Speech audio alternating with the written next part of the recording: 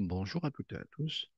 Cette vidéo a pour objectif principal de vous initier à la robotique, où je vais vous présenter en détail la conception, le montage et la programmation d'un robot suiveur. La robotique, c'est quoi?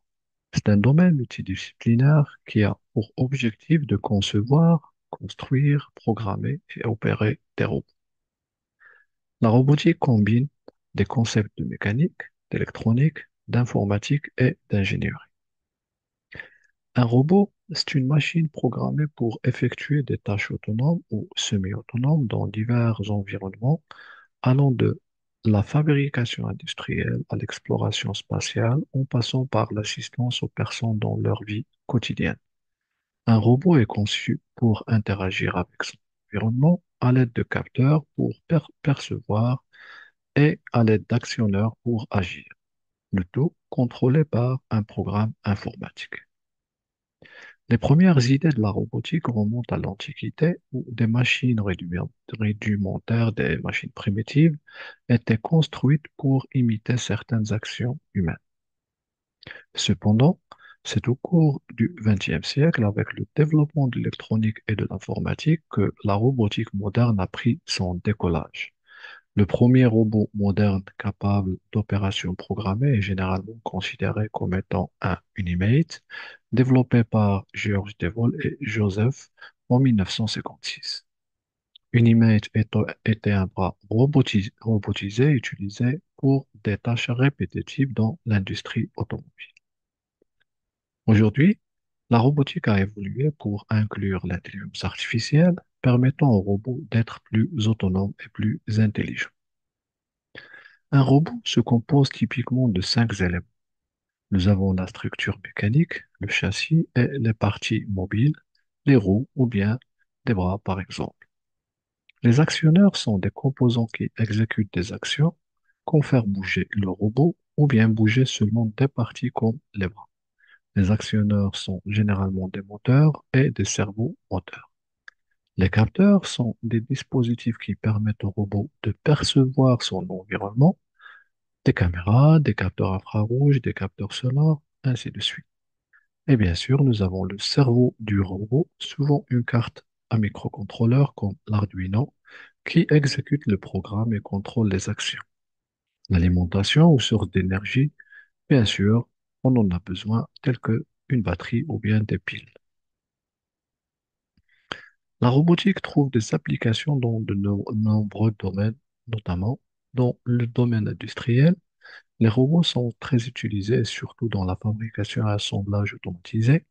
Dans le médical, ces dernières années, les chirurgiens utilisent de plus en plus des systèmes robotisés pour les assister. Vous avez certainement entendu parler de la chirurgie à distance où un chirurgien peut faire un acte chirurgical à distance utilisant un système robotisé. On trouve aussi des robots aspirateurs, des tondeuses automatiques et beaucoup bien d'autres. Aussi, dans l'exploration, les robots explorateurs sur Mars et autres environnements hostiles sont très utilisés.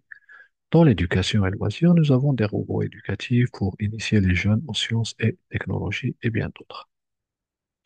Maintenant que je vous ai présenté brièvement une introduction à la robotique d'une manière générale, je vais vous présenter maintenant le robot suiveur.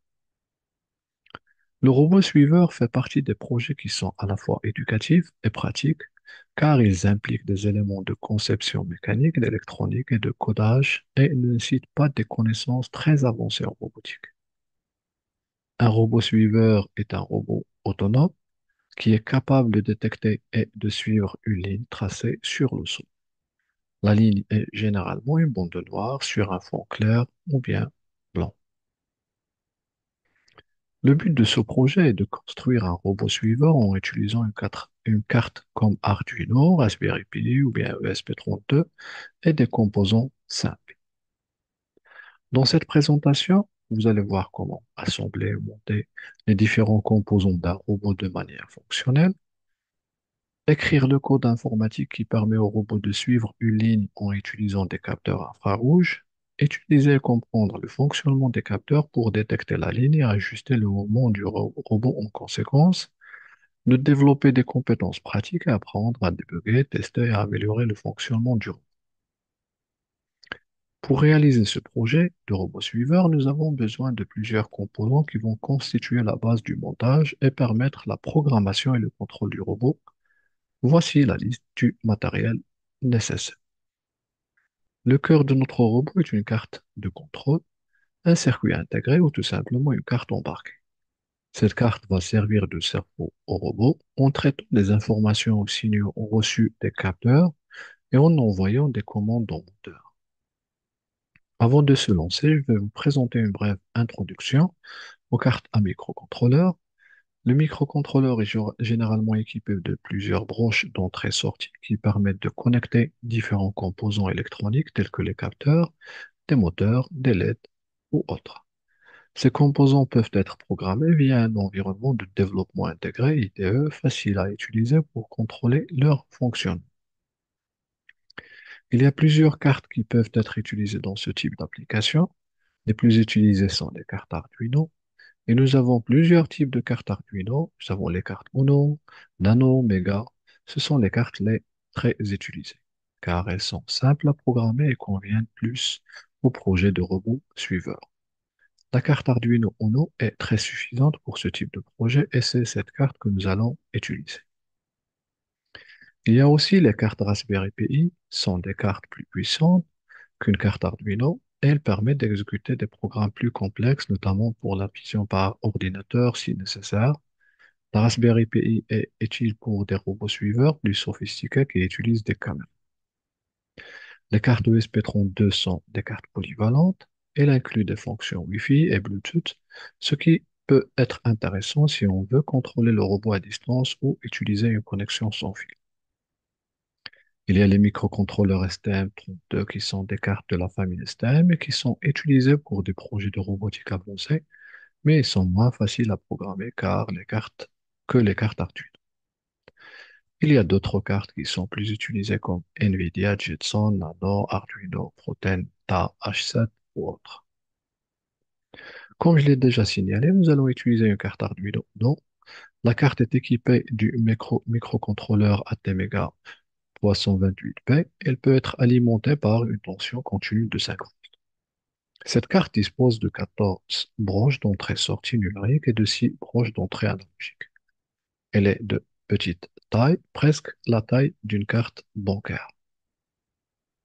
Il est très recommandé, voire nécessaire, de comprendre le type de broche des cartes embarquées pour bien les utiliser et éviter les problèmes de branchement.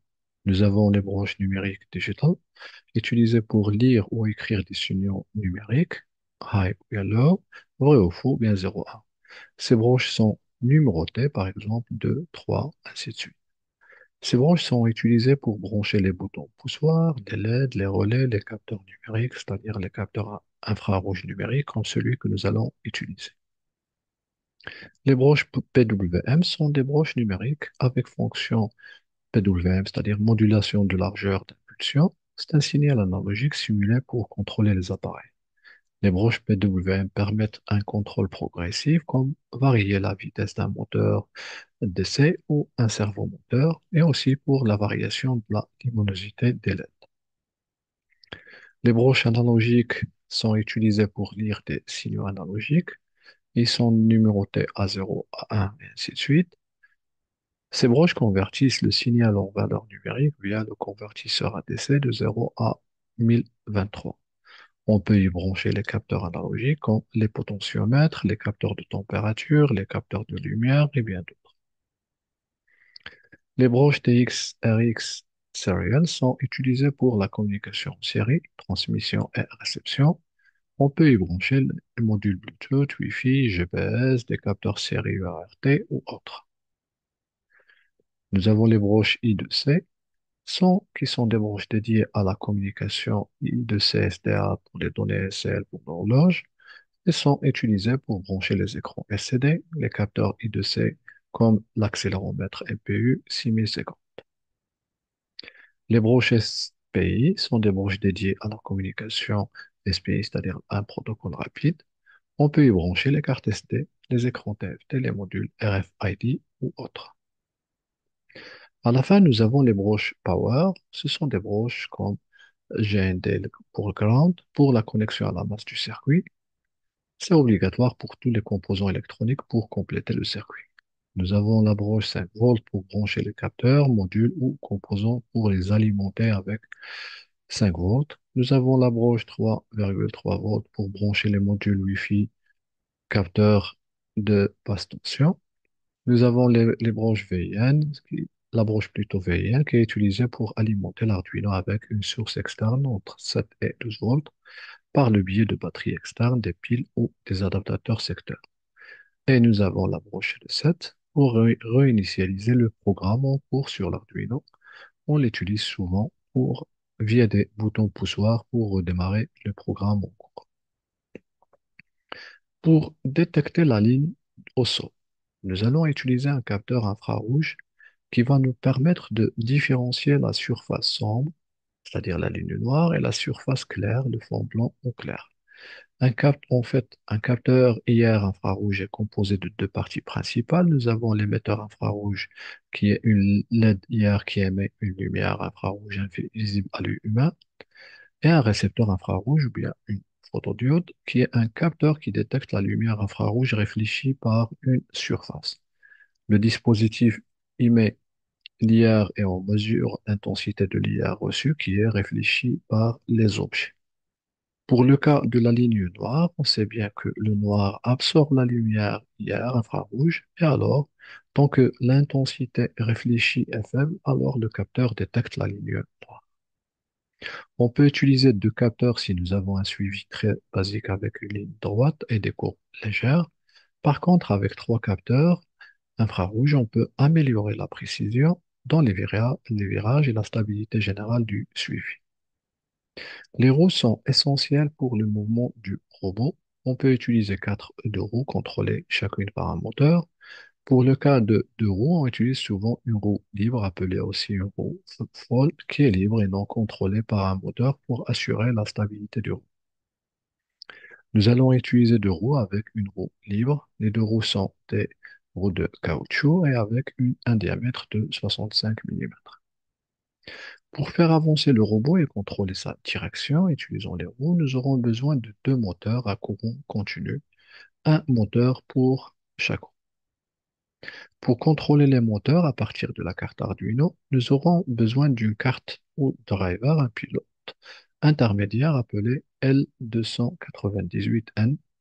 Ce composant permet de contrôler les moteurs depuis l'Arduino. Il gère la puissance nécessaire et facilite l'inversion de la rotation des moteurs pour les changements de direction.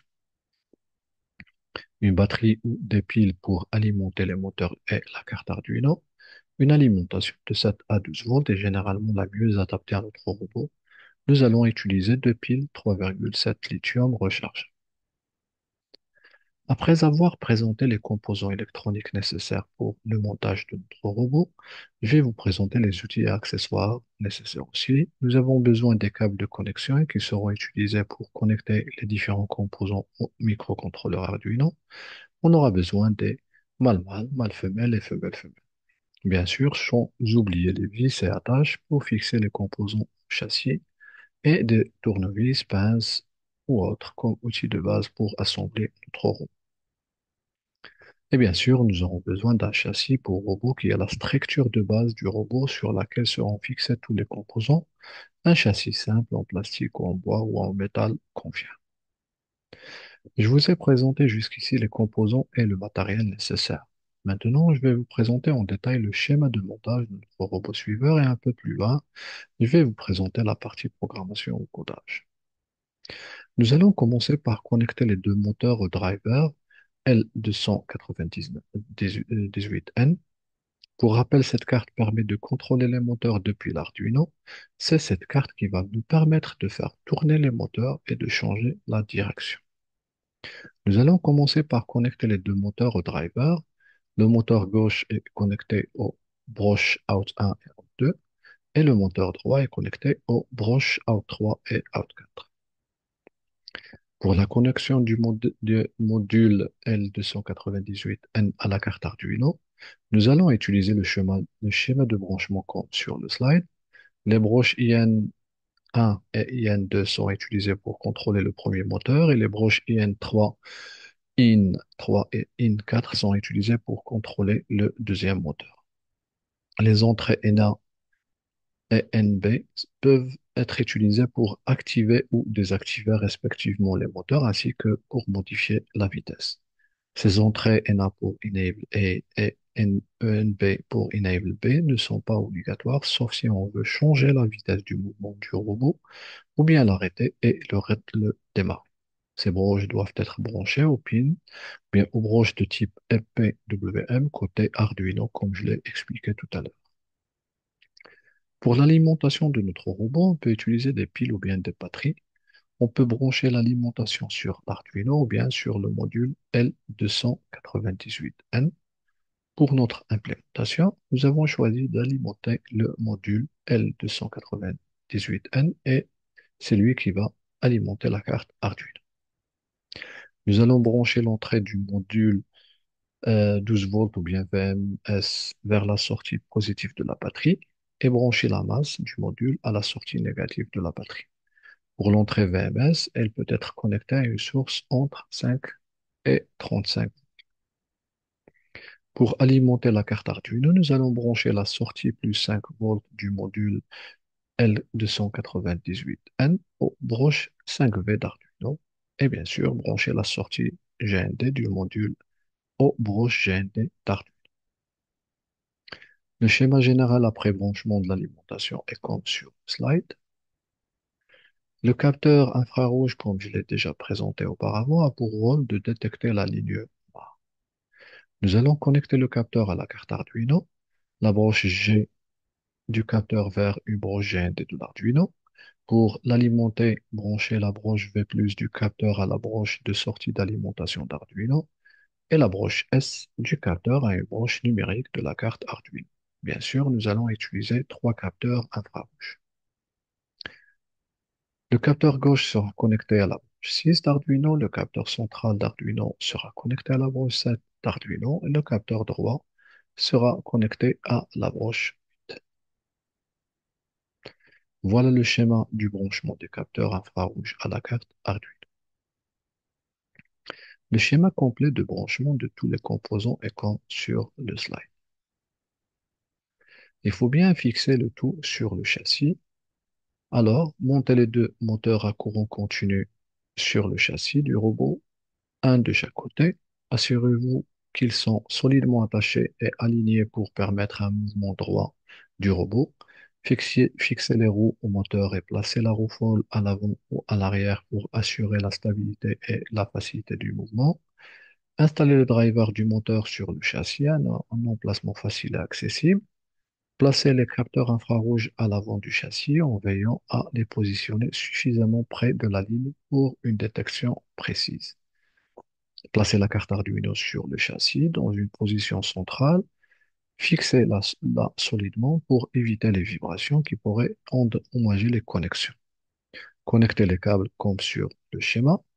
Connectez les piles de manière sécurisée au châssis et assurez-vous qu'elle est facilement accessible pour être rechargée ou remplacée.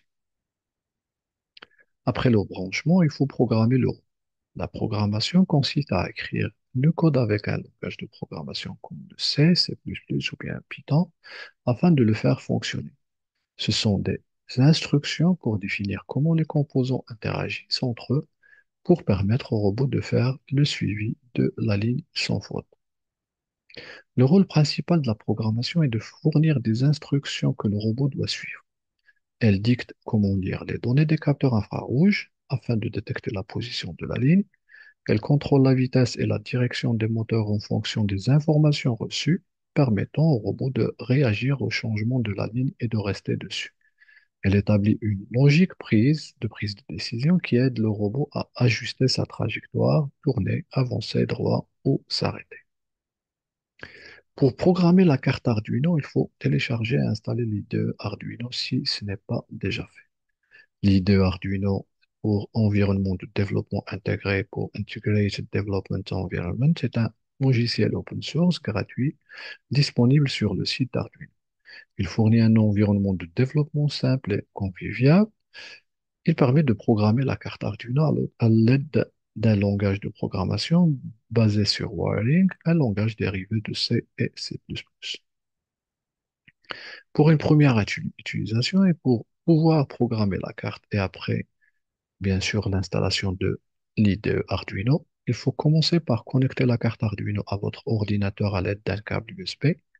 Après, ouvrir l'IDE Arduino et sélectionner le type de carte Arduino que vous allez utiliser. Écrire le code Arduino dans l'éditeur de code de l'IDE. Vérifier le code pour détecter les erreurs et les bugs. Compiler le code pour générer un fichier binaire que la carte Arduino peut comprendre. Et à la fin, transférer le fichier binaire vers la carte Arduino en cliquant sur le bouton Téléverser.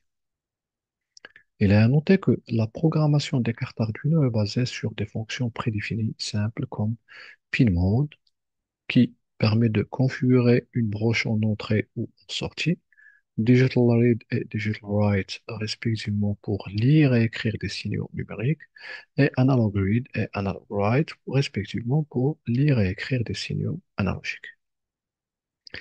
Un programme Arduino est généralement divisé en trois parties principales.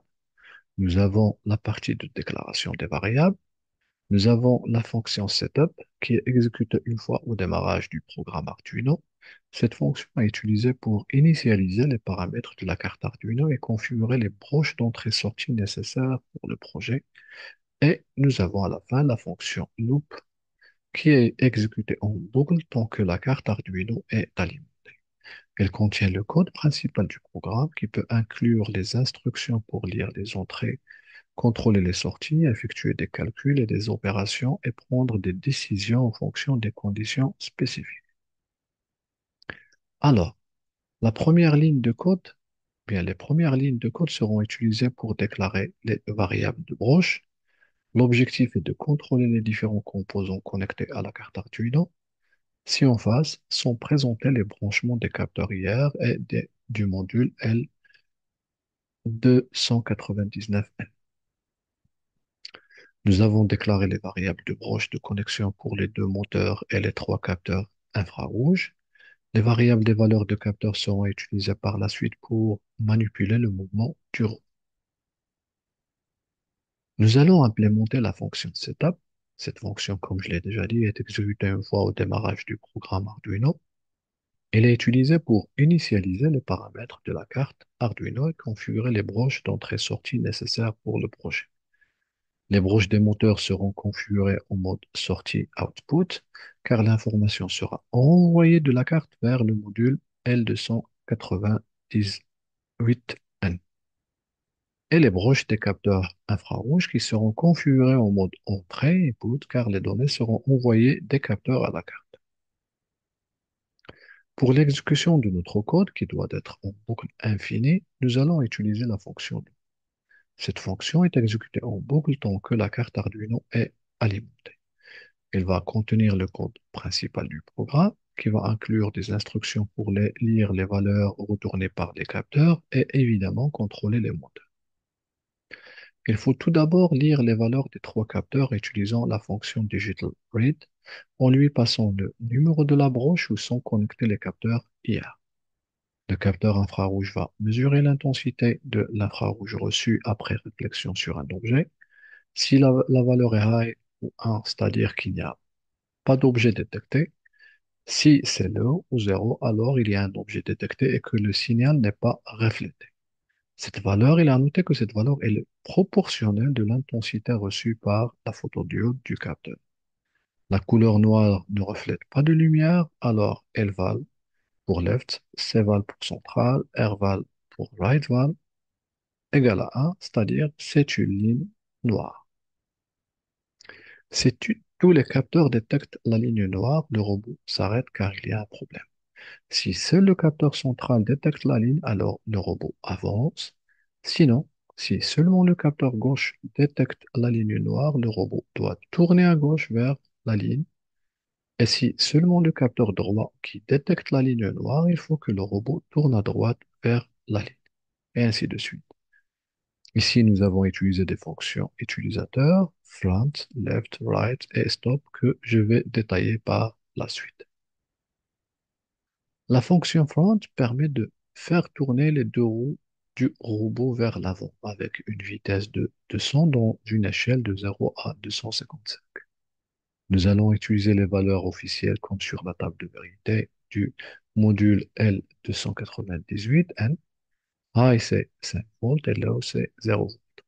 Voilà le code pour les fonctions en avant, c'est-à-dire front, et en arrière des moteurs.